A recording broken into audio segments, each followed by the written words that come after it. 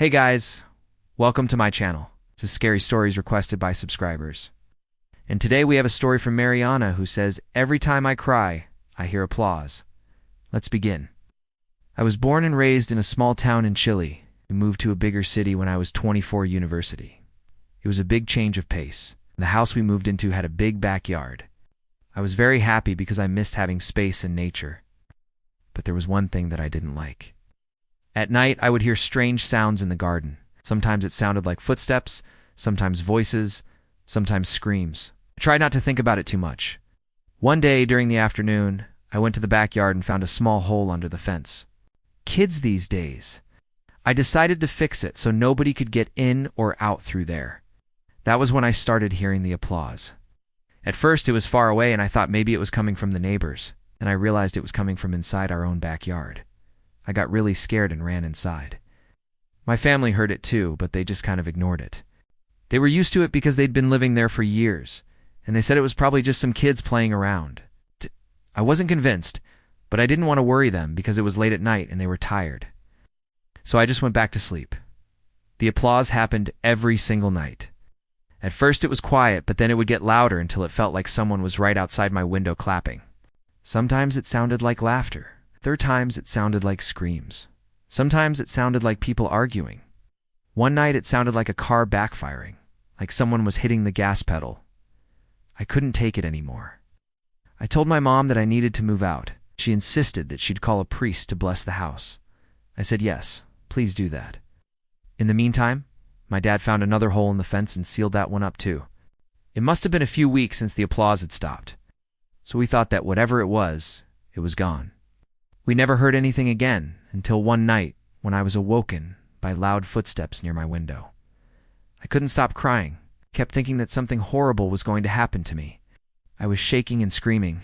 My mom came running, told me to calm down and started singing songs to me while she rubbed my back. I remember that she sang an old lullaby that I used to sing to my dolls when I was little. After a few minutes I stopped crying and I heard a voice close to my ear saying, "Thank you." I looked over and I saw what looked like a gray mist or fog moving slowly in my room. It was getting darker and darker. I screamed for my mom and hid under the covers until the morning. That same day, my mom called the priest. He came that evening and blessed the house. She also called her sister, who's a healer. While the priest sprinkled holy water around the house, he asked me questions about what I'd seen and heard. I described everything.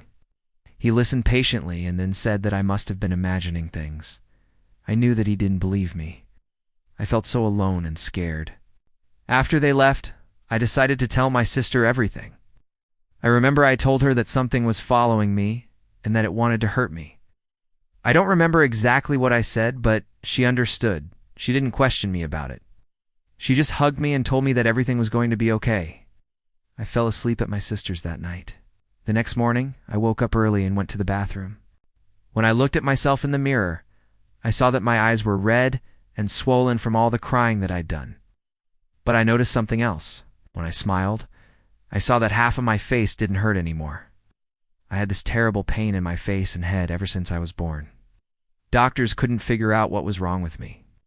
I had to use a heating pad on my cheek almost 24 hours a day. I told my mom about it, but she said not to pay any attention to it. She said that I was just imagining things. I've accepted that my mom does, and believe me when I tell her about the paranormal things that happened to me.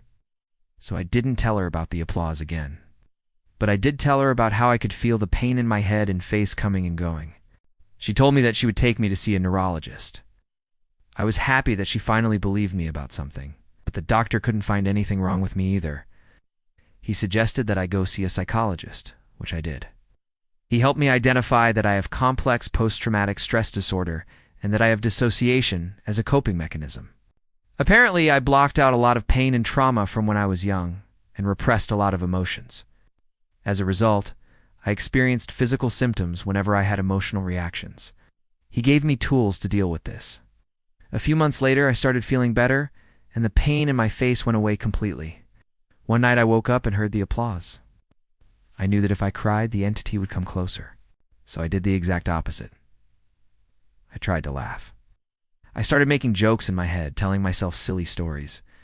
And each time I laughed, The applause got quieter and quieter until it faded away. I learned to embrace the laughter, and now I don't fear the applause. Whenever I hear it now, I just make jokes and laugh, and I imagine that the applause is in celebration of that. It makes me sad to know that my mom doesn't believe me about what I experience, but I also understand her side. I wouldn't believe it either if it weren't true. For the longest time, I hated myself for being weak and for making up a monster under my bed to get attention when I was little. I didn't realize that what I was experiencing was real. I used to ask my mom why the monsters only came to me and not to her. She would say, "Because you have a sick imagination," which made me feel worse. Now I know that she was protecting me in her own way. Now that I'm older, I understand that I'll probably never convince anyone that ghosts exist, and that's okay. I keep my experiences to myself. If someone asks me about them, I just make jokes and try to change the subject. And that is the end of the episode. Thank you for watching. If you liked it, don't forget to subscribe so you can be notified when new videos are uploaded. And if you have a scary story you'd like to submit, follow the link in the description and read the submission guidelines before submitting your story. Also, let me know what you thought of this story in the comments below. I'll see you next time. Bye.